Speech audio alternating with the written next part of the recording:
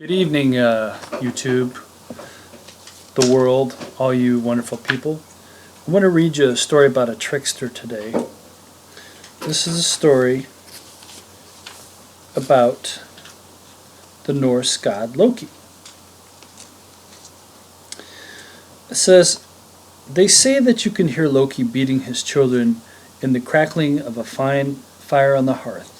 They say that Loki was none other than Satan stalking the earth, and that he murdered Balder, the beloved son of Odin, but none of that may ring true. To be sure, he was greedy, selfish, dangerous. He knew the foibles of all the gods and goddesses. Indeed, he himself was the foible of many a goddess, having fast-talked his way into their beds.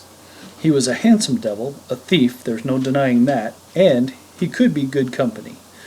On one occasion, it was Loki's wiles that rescued Thor, not to mention his wife Freya, from a terrible humiliation. Thor, it seems, woke up one morning to find his precious hammer missing. Oh, goodness. He mentioned this to Loki, who told him that it must have been taken by a giant, and he offered to go forth himself to find it.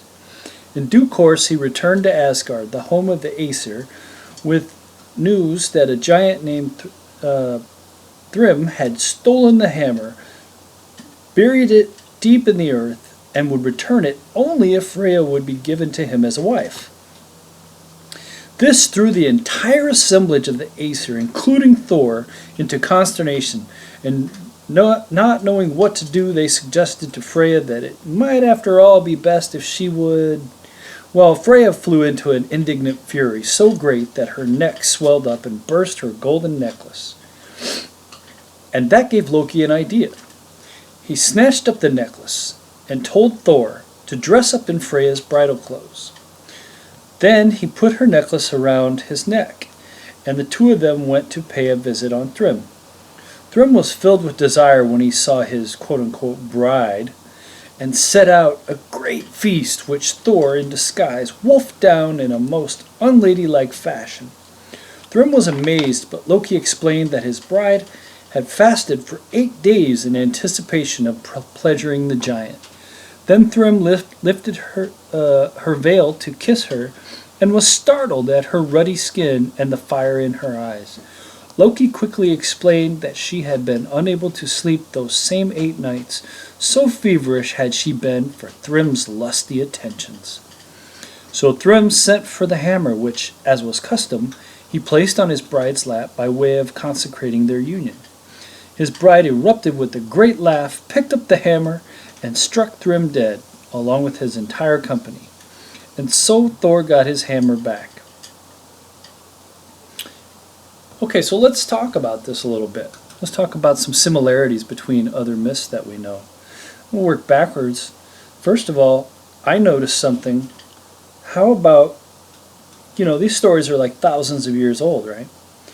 But the whole part about where Thor is dressed like his bride or whatever, and the giant keeps remarking about different things, kind of is reminiscent of Little Red Riding Hood, where at the point that the wolf, Big Bad Wolf, has usurped the grandma's position and is dressed up as the grandma in Little Red Riding Hood, it's like, well, my, what big eyes you have, my, what big ears you have, remarking at these kind of discrepancies in the countenance, in the appearance of the person who she's talking to.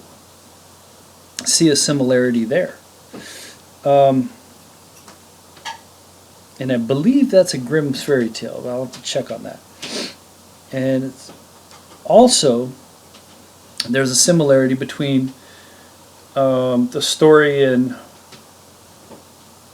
Homer's Illiad, I believe, on where Achilles has gone into hiding because he doesn't want to go to war.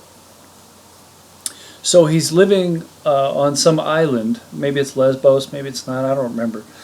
It's been 20 years since I've read that story. Actually, it's almost been 30 years. Anyway, he's on this island living with all these women in some temple. And disguised as a woman himself when people come, around, etc. Kind of like bosom buddies, like that old show.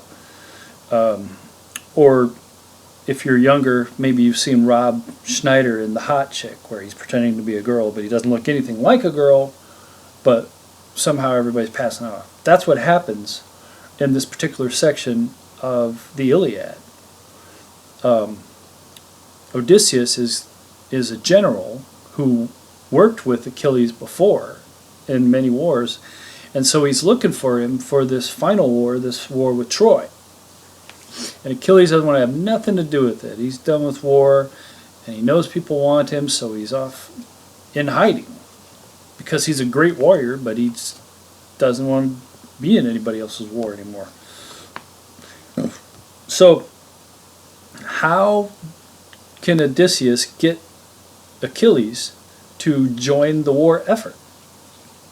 Well, first of all, he's got to make him kind of bring back to his mind who he really is and why he's such a great warrior.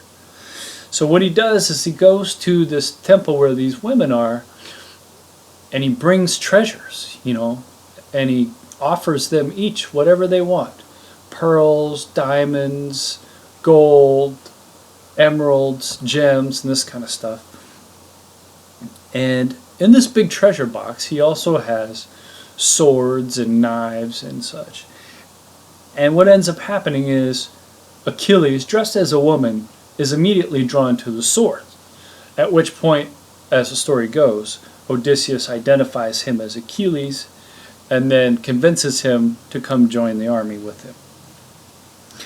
So, very interesting, the long tradition of men who are heroes in hero stories dressing up as women.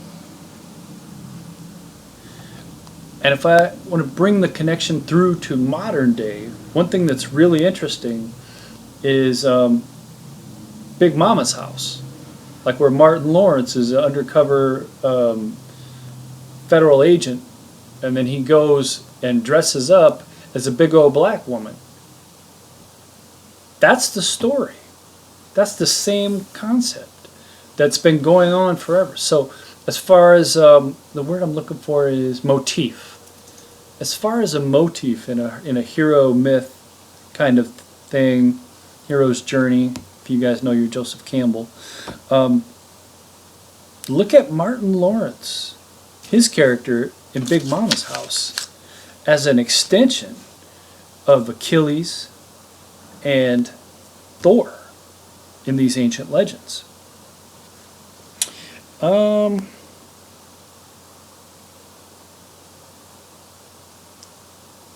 Yeah, so that's all for now.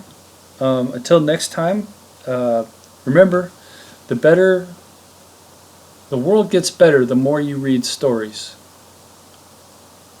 Read enough stories and start to tell your own stories. Make them up. Make up stories that heal people. Make up stories to tell your children, to tell other people's children, to tell your friends. Make up stories that help people, that teach a lesson, that don't try to harm or belittle or anything like this. And don't make up stories that punish people, right?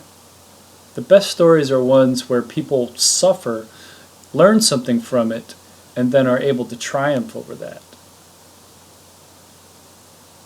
Anyway, this is Cristobal Dude, aka RawLifeWizard, signing off. Y'all have a good night.